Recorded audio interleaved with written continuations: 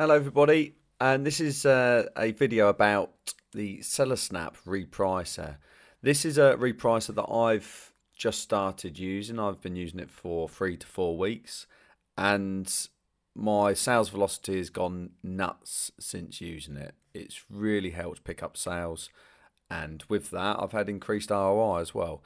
Now it's hard to say it's all comes down to using SellerSnap because I've had a stage of clearing out lots of inventory, and some of the losses on that inventory has gone.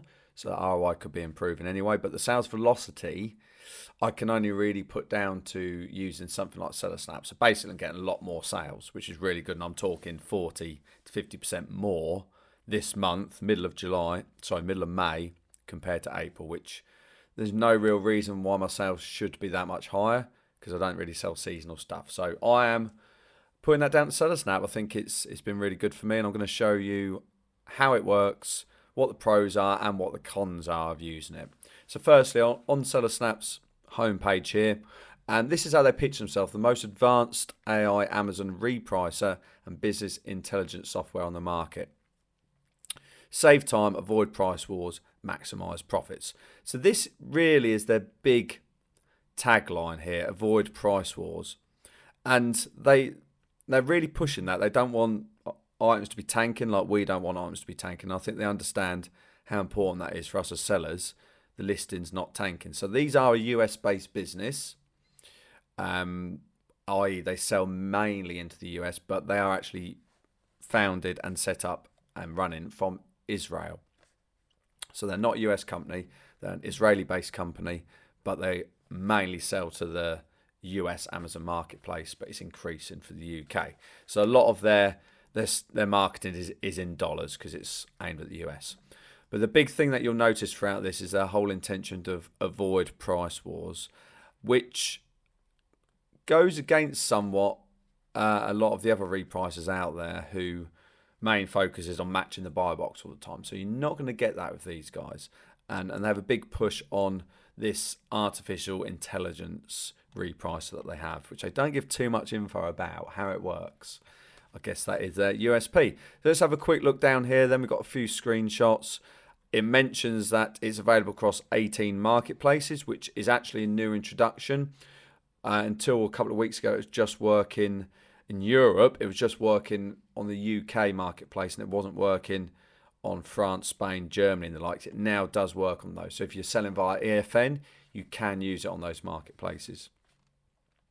As they say here, that they mainly work on helping you reprice, and with this game theory AI algorithmic repricer. So it's telling you that they're using game theory. What that means, I do not know. But my thought, the way I analyze it, is they're trying to get the artificial intelligence to think like a human, think like yourself in certain scenarios. What do I want to happen in this scenario? That's what they're trying to recreate. So they've got a bit here about the popularity of rule-based repricers dragging more and more sellers into aggressive price wars, killing profit margins for everyone. Applying game theory tactics allows for a more cooperative strategy, ensuring optimal buy box share to maximize profit. SellerSnap's repricing algorithm is designed to think like an Amazon seller. We analyze thousands of price decisions every minute to detect the behavior of competitors, and it automatically selects the optimal strategy to outsmart your competition. So that's good. So it's actually saying we actually want to cooperate and get the buy box, sharing it with other sellers, not just trying to dominate the listings, which is good. So let's have a look at the actual pricing on this then. How much does it actually cost you if you're interested in it? Before we go through the features, let's see what it costs. It's not cheap, and for most people that is going to put you off, and I think it should. If you're new to selling on Amazon, you need to get used to repricing things manually before you move on to a repricer. And when you move on to a repricer, start paying 35, 40 quid a month for a repricer. Something like Seller Toolkit, Profit Protector Pro, I wouldn't really recommend. Seller Toolkit is a pretty good out-of-the-box repricer, rule-based repricer. Whereas this, I'd say, is more suitable to people that have got over 100 ASINs, people that are already doing, let's say, £5,000 to £10,000 a month profit, That's gross profit before they even consider using something like this, because the costs are high. The cheapest you're going to get package-wise is $250 per month. Not cheap at all. You get a 15-day free trial of this. You don't need to give them a credit card, so it's not like you forget to cancel and you're going to get charged. 15-day free trial, which you can get by signing up here. You can sign up through an affiliate and you get a 15-day free trial. And within that free trial, you're going to get them contacting you, wanting to do a one-on-one walkthrough over Zoom or Google Hangout, and they'll run you through all the features. So there's 4 different subscription levels available. For most of us, we're going to be interested in either this accelerator program or the standard. So let's have a look at this accelerator program. That is the entry level one. So the goal of this one is to help small businesses by giving them the tools they need. So by small businesses, you need to be doing under $25,000 in sales per month. So it's probably what, £20,000 in sales for the last 3 months. I personally think if you're doing under £25,000 in sales, you probably shouldn't even be looking at a repricer like this. I don't think it's worth it for you. It's going to bring that much boost in your profits to justify the cost of it. So you can't have over 1,000 listings, and you can't be doing more than $25,000. So yeah, if you're doing under that, you're not going to have over 1,000 listings anyway. And if you get that, it's going to cost you $250 per month. So it's saying, yeah, fixed monthly cost of $250. If you do not have those settings, you do not have that income, you do not have that sales revenue, you're going to have to switch or sign up to their standard subscription, which is $500 per month. Not cheap at all. That works out around £400 per month. That is the standard subscription. If you want premium, you go up to $800. But with premium, all you really add in is the ability to get some more analytical stuff. So standard is going to cost you $500, premium is costing you $800. So for standard, that really should be the entry level one that we're all looking at. I wouldn't sign up to the accelerator unless you've had some ridiculous growth in the last few months. You're doing less than 25,000, suddenly you're doing 50,000, 75,000. Maybe consider it. Going to be a lot cheaper. $250, $500, so it's double. $800. You can have up to 15,000 listings as a standard subscriber, and with that you get a bit of analytics. You get great support. The support is awesome. If you ask for anything, they'll jump on a call with you, Zoom call, and they're actual real humans. Really, really good. There to answer questions. You can get free users helping you out. So it's not cheap. Like I say, I would suggest anybody try the 15-day free trial and see whether it helps. Now, breaking this down, $500, £400 a month. If you're doing an extra £5,000 profit from this, no brainer. If you're doing an extra £1,000 profit, is it worth the extra admin you got to do? Probably, but consider it. If you're not making much more profit from it, do not sign up to it. It's a lot of money. The analytical features that I'm going to show you, I personally don't think are any better than what you can get with Seller Toolkit if you're using Seller Toolkit. This actually does partner up with a lot of US-based software, such as Inventory Labs, which is similar to Seller Toolkit. So I wouldn't really suggest signing up for any of the analytical stuff. I don't think it's really going to add anything you've already got. You're still going to need things like Seller Toolkit to get good analysis of what you're selling, to get good analysis of how much profit you're making on everything, because you'll see from the next few things I'm going to analyze, the profit and the VAT element of this is not really good enough to give you a full snapshot of what's going on. So let's get stuck in. First and foremost, we're going to go and look at the settings section. So we look at how you can get your SKUs with your costs into SellerSnap. Okay, so I'm now over in the account section of SellerSnap, and this is the first thing you're going to want to do once you get this signed up. You're going to want to actually get all of your costs added into SellerSnap. So if you have them already on something like Seller Toolkit, you're going to want to export all of your SKUs with your costs from Seller Toolkit. You're then going to have to download a template here. So this is an export from SellerSnap, and it's going to have you show you the appropriate column names you're going to have to use. You're then going to have to rename the column names in your STK export and just get it all set up nicely so it exactly matches what's downloaded from SellerSnap, and then you just need to import it in exactly the same format, which would be a CSV format, and it will then just add all your costs in automatically. Once you get all your costs added in, you can then actually go and have a look at the overview section of SellerSnap and see what it looks like and what information it's actually calculating from those costs.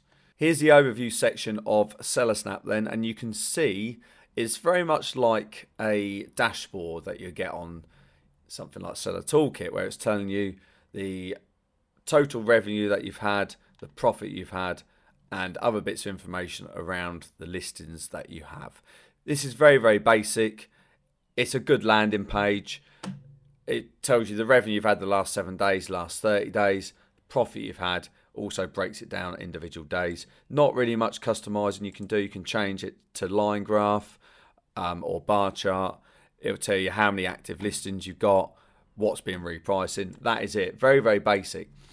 The big negative with this is that it doesn't include VAT on the sales for some very strange reason. So it will say you've had sales of 155,000, but it's not actually including VAT. So if we go over to Seller Toolkit and have a look at the actual revenue for the last 7 days, and it's going to be 20% more than what it says in here. So here it says 46,000 on the last 7 days, but Seller Toolkit says 54,000. Do some little maths there. 46 times 1.2 is 55.2. Very, very strange that they do it like this. Or is it strange that Seller Toolkit has it set up the way it does?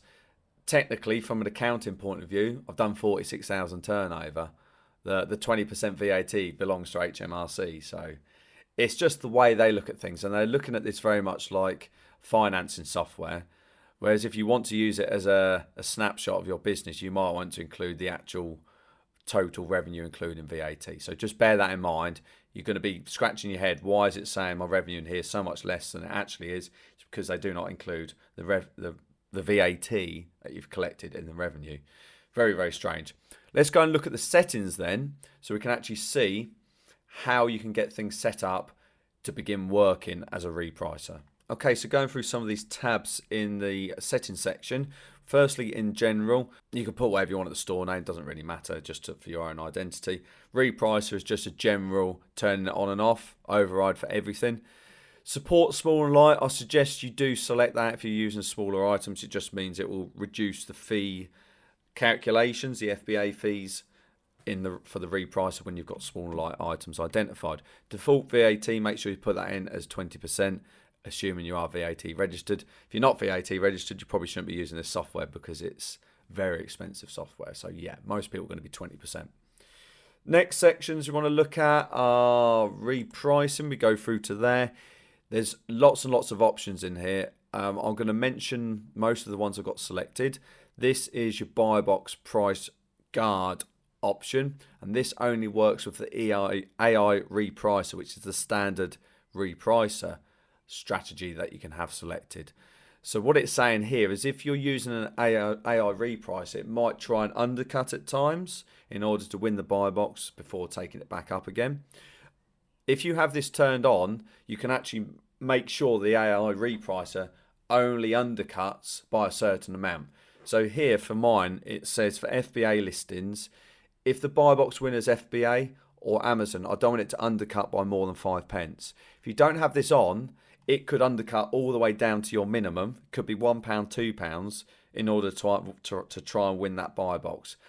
I personally think that's a bit unnecessary, and it could cause a lot of other sellers to follow you down, and then they may not follow you back up again.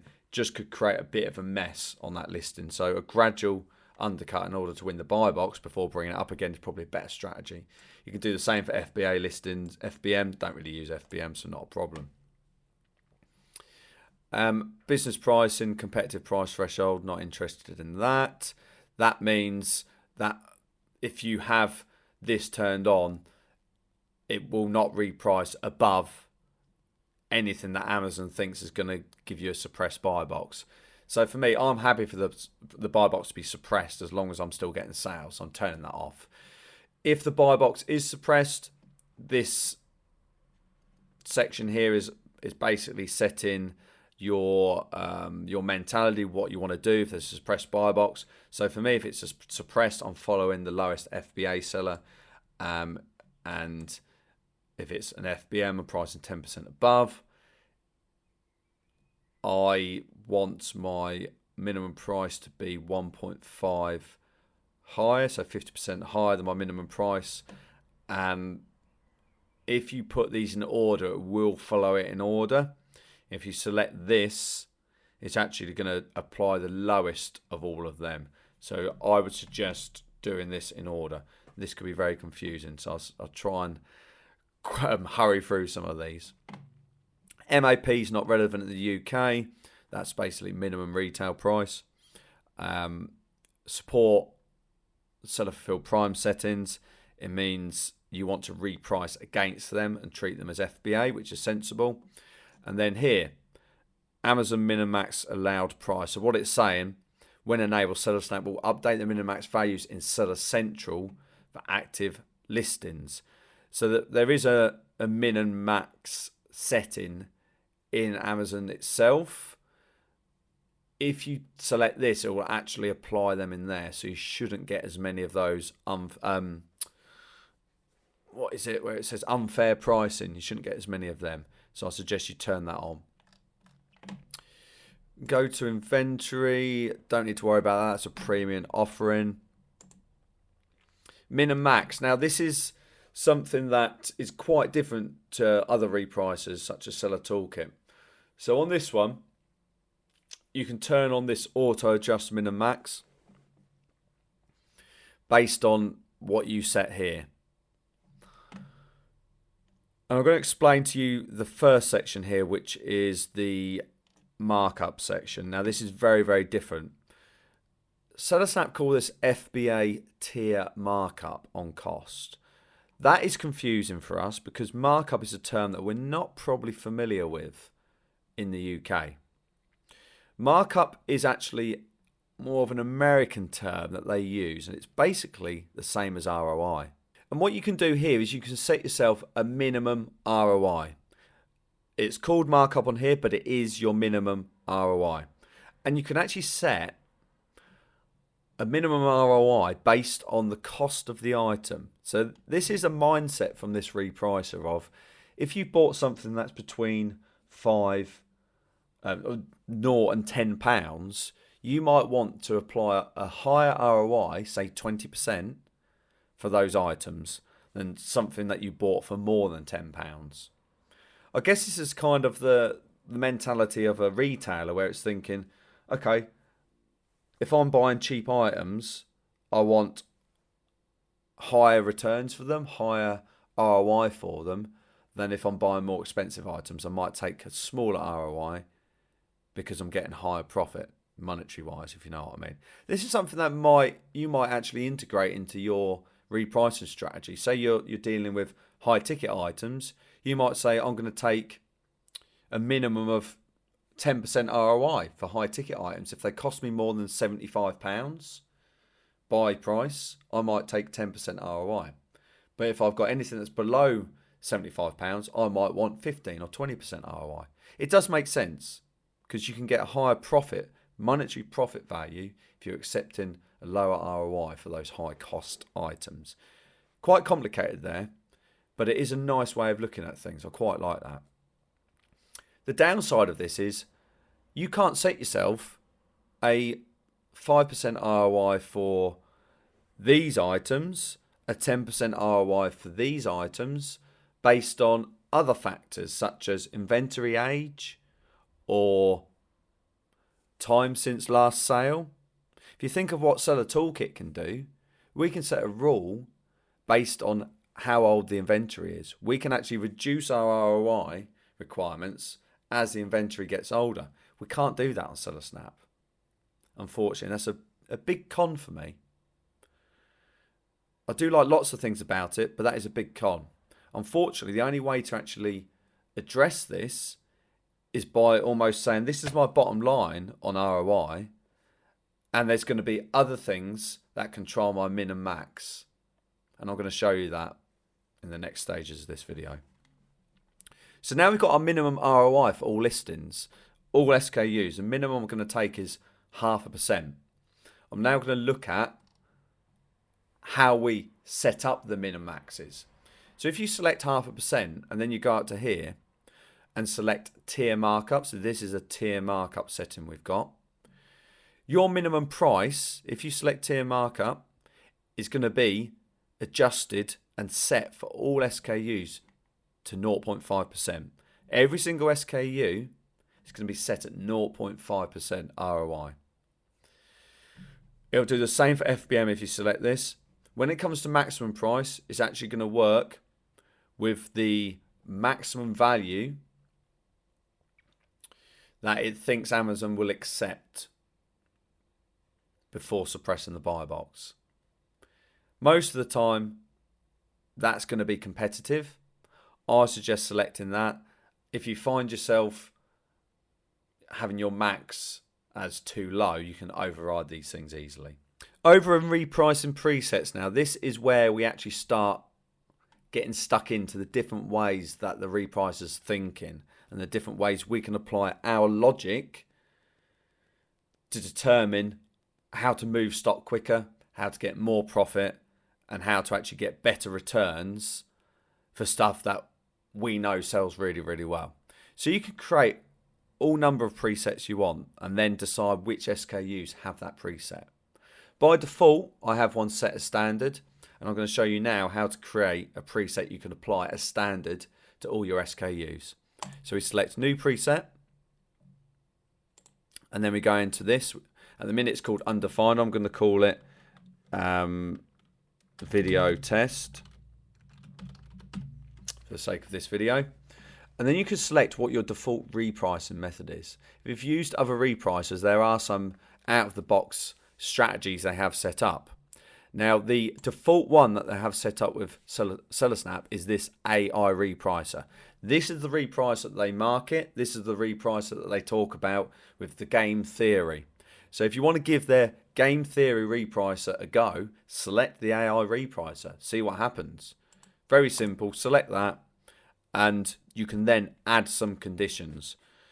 So this is where you can actually start saying, okay, fair enough using your AI repricer, but I want it to change strategy if these things happen. Let's have a look at some conditions we can add then. So these are the possible conditions that it's saying to you you can add in to adjust the strategy. So we can say if there's certain competitors on the listing, so say there's a retailer you're competing against or Amazon itself, you can actually apply a different strategy based on it. I'm going to actually look at a strategy based on no purchases. So if you're not getting any orders within a certain period of time, let's have a look at setting that up. So let's say you got no purchase in the last 48 hours. This works in hours, by the way. So we say we get no purchases in the last 48 hours. If you've got some really fast moving stock with, let's say it's got a seller rank of 20 in the sports category, that should be selling really, really fast. And you've bought the stock, your price is competitive, you can actually say, if I'm not getting any purchases in the last 48 hours, I want to change this strategy. I want to tell it to do what I want it to do. So no purchase in the last 48 hours, we can then change the pricing method. We can then override it and say, I want you to go and win the buy box. We can select the target buy box share. That buy box share is based on a 24-hour period. So I want to say, I want to win the buy box and I want at least a 30% share in the next 24 hours. This is a good strategy to apply if you're up against strong sellers that have got better ratings than you. If you're up against Amazon, who you're probably trying to share the buy box with, you can actually tell the repricer, no, I'm going there to win the buy box now. Expect that you will undercut the other sellers now. Now for you, this undercutting has been drilled into you as a terrible, terrible strategy. And I completely agree. If you're using a repricer that will undercut and not try and bring it back up again, this repricer is going to undercut, get the buy box, and then bring it back up again. And if everybody else is using that matching strategy, they will all follow you back up. If people use an undercutting strategy themselves, then you're going to find that you're going to be fighting a battle with them and you're going to be undercutting them as well. So just consider that. So that is a condition that you can add in if you want to try and win the buy box. Now, if you do get the buy box and you get the buy box share and you get sales within the last 48 hours, it's going to then revert back to this default AI repricer method. So that's a good one to have. You can string these together. You can then say, okay, so I've not had any sales in the last 48 hours. I want to target 30%. You can also then say, all right, if I've not had any sales in the last 72 hours, let's win the buy box, but let's try and apply a 50% buy box share. So all of a sudden you're getting more competitive. You're getting more aggressive. And you may find that you start undercutting it more and more and more in order to get that buy box. Of course, you can relax this a lot more, say 200 hours and 400 hours. And these will work based on a flow diagram. You know, it's going to go for this one first and then this one second and then work its way back up again.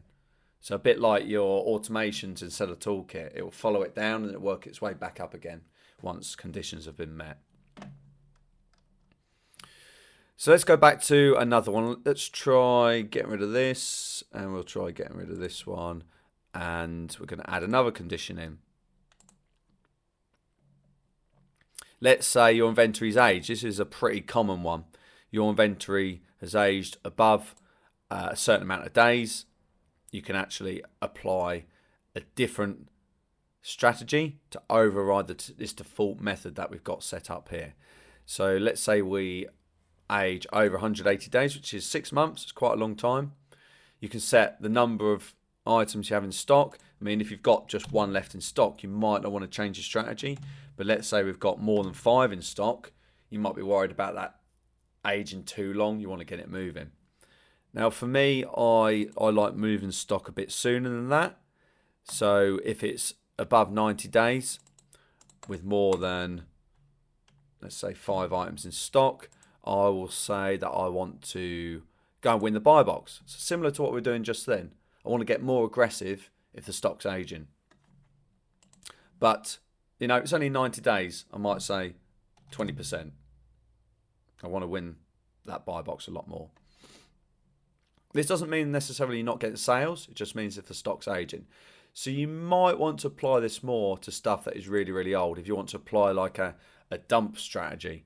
So we could say this is a dump strategy we're setting up here. So it's 270 days old and we've got more than one because we really just want this gone. We might say then we want to win the buy box, but we want to go really aggressive, 75%. Or we might say 50%.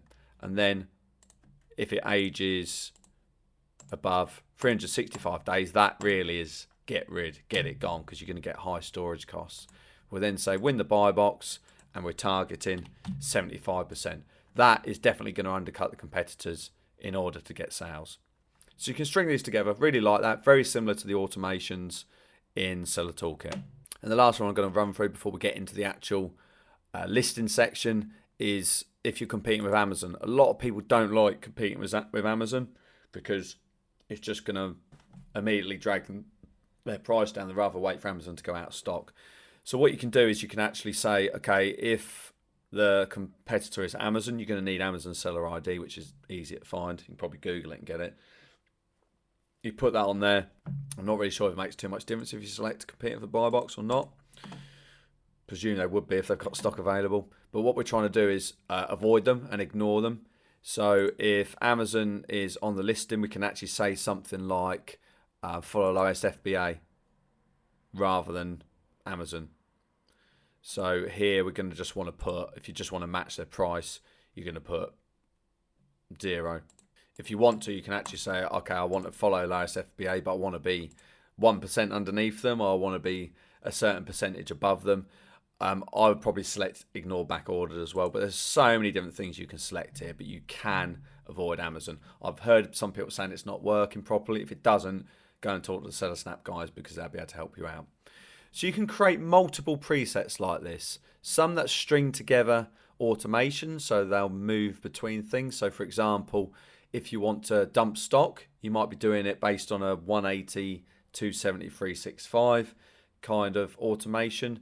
If you want to be applying a more aggressive approach for things that haven't sold in the last 24 hours, you might want to go for something like this, heavy stock, high velocity, which I have set up. You can also have an FBM standard one set up as well, which is really good for totally different mindset. I really like that.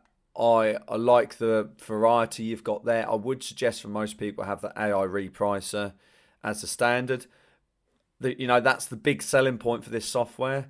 And if you're not using their own algorithm they've created, then, and you're just having your own strategies created, it kind of defeats the point of using this Repricer. That is their big selling point. That's what you're paying for, so make use of it.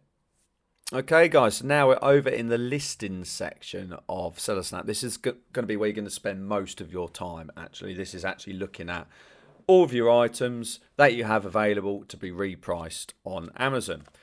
Firstly, if we can look at this little dashboard here, very nice, pretty interface. Looks really good, really bright. I don't think you can change it into dark mode, unfortunately. I could be wrong, but it's a nice looking interface, Limited analytical functionality again with the standard subscription. We've got a bar chart, or we've got a line chart for a different period that we can look at the revenue for. You can change this quite easily down here to a custom range, or you can have last 7 days or last 30 days. You hit apply down here and it's actually going to show you the data up here, and again it's showing you revenue excluding VAT. So that should be a lot more, but it's not including VAT. Really nice function actually, where you can actually see the previous period. So it's actually comparing this to this 30-day period, and it's comparing your profit margin and buy box share, which mine's really good at the minute, and since I've been using SellerSnap, that's really increased. So yeah, revenue now, revenue in purple is previous period, revenue in orange is the current period. So you can actually see how much this has helped using this software. These sections here, these are all presets that are actually included in the premium subscription, which I'm currently trialing. I'm not really seeing a huge amount of benefit from them, so just please ignore them for this video. When you're subscribed to standard, you do actually have some other preset search filters set up here, which will say things like items without cost, items not repricing, which you can actually select and then bring up in this list, which is really good. So here, what we have set up is all of the columns that are fully customizable for all the items that you have in your inventory. At the moment, it's showing us anything that we have active or out of stock. You can easily just turn off the out of stock stuff and just show anything that is in stock. All of these columns here, like I say, are fully customizable. If you want to change what information you see, you press on columns, and then it's simply a show and hide setup where you move one column to the other side. Very similar to spreadsheets and things, Microsoft software actually, where you can do that. So you can hide whatever you want, you can show whatever you want. You've got some columns here which you really going to want to see, like small and light. You can choose whether something's true or false on small and light. You can set a VAT amount, which you're going to want to do manually for anything that's 0% VAT. And you can also see what's fulfillable and what is currently inbound, which is really helpful. I really like this column, which is the inventory value column. Very easy to sort what the most valuable item in your inventory is. You can press on that and it's going to come up saying, okay, I've got this item where it's worth £7,400 in my inventory. This one's worth 4,700. So for me, probably important I get my Repricer strategy correct on them because they're taking up most of my capital. Really like that. On the left hand side here, you can actually select the preset that you want to have. So by default, it's going to standard, but we can also select the dump stock one. So that if this inventory is aging, we can choose that one. We can choose heavy stock one, which I mentioned, and any others that you have in mind. Scrolling along here, we can actually see other columns I've added in, which are things like days in stock. I wouldn't believe that at all because what it's doing is based on the last 30-day period. If you want to see what the actual days in stock are, you need to select an all-time number. Little bug, really, for me. It's a bit misleading that. It's just applying it to the date range that you have currently selected. Now, if you want to change the cost of anything, you need to do it here. And this is editable, fully editable. Be very careful, guys, because cost has to be a VAT exclusive cost to get accurate figures and to get the repricer working accurately. So make sure if it costs £74 excluding VAT, you put cost in as £74 here. Do not put a VAT inclusive price. A lot of repricers work on a VAT inclusive price. This works on a VAT exclusive. If you want to add your prep fee in, I would suggest doing it here. There's another way to do it, but it won't apply it by default. Another con to using this, you're going to have to add on 50 pence, 45 pence manually if you want to do that. Now, this is where you're going to want to look at whether the minimum price this is automatically selecting for you based on the tier markup that we had selected is actually a good minimum price. So we can actually see just here, look, markup on cost. What we're saying here, this item is that the minimum price is 0.5% ROI. That is £95.78. If you want to override that, what you need to do is tick this box here, disable, and it'll give you a warning, yes, and then go in there and say, I want the minimum price to be something like 112, tick there, and it's going to adjust and say, okay, this is a minimum 18% ROI. Really easy to do. If you want to go back, you just tick that, and it's going to go back to, what was it, 97? Yeah, no idea what it was. It was a bit less than that. If you leave that as it is, it will just automatically adjust things, automatically repriced based on the strategy you have set up. Other bits of information you can see here, we've got current buy box price, which is really helpful. It's got your current price as well, average selling price, buy box share, so it's your buy box share in the last 24 hours, and loads of other really good bits of information. You've got the last purchase date, so that'd be your last purchase date. And I really like these columns. I've added these all in manually. We've got the inventory age, really helpful. So you can actually look at these columns and start setting repricer strategies based on what's aging. You don't need to go into Amazon. You don't need to look at the age inventory reports. You can actually look at these and sort by these. So let's go sort by this one.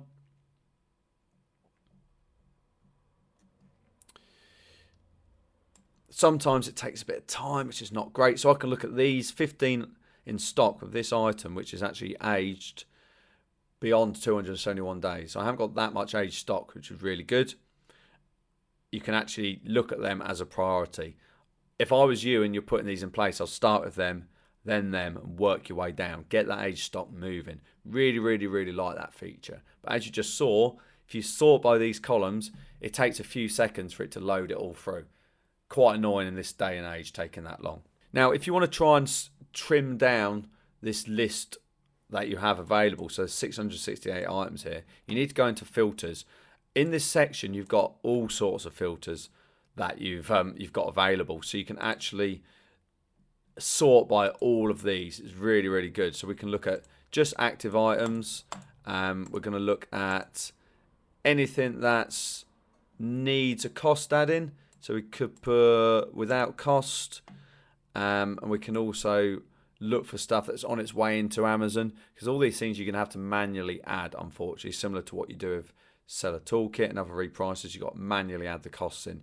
So we might want to say, okay, show me anything that's not got a cost added in, and it's on its way in. Just hit that apply filters, and it should reduce the list down. According to this, there's one item that I need to add a cost in. Now, if you want to go ahead and look for that aged inventory, you can do it in here as well. So let's get rid of that. I'm going to look at in-stock items, and we're going to look at items that are aged 91 to 180 days and are above 0. So any ASINs that have got more than, so any stock that's aged 91 days plus. And you can also select the repricing method. So we might say, okay, they're currently at standard. We don't really want anything that we've already applied a dump rule to. Let's go for something a bit more, actually. Let's go for 181. Above 0. Anything that's above standard, anything that's above 0 in stock, and it's currently the standard repricing method, I'm going to apply a filter and see if we can change them over to a dump stock. So we've got 6 items here. I could look at all of these, analyze, okay, are they actually selling or not, and then decide whether I just want to move them to that dump stock rule. So looking at this, we had last purchase date on 30th of April. So this one actually has only got 1 in stock over 270 days, over 280 days. So we might say, yeah, the last sale was a week ago, we'll keep that on the current plan.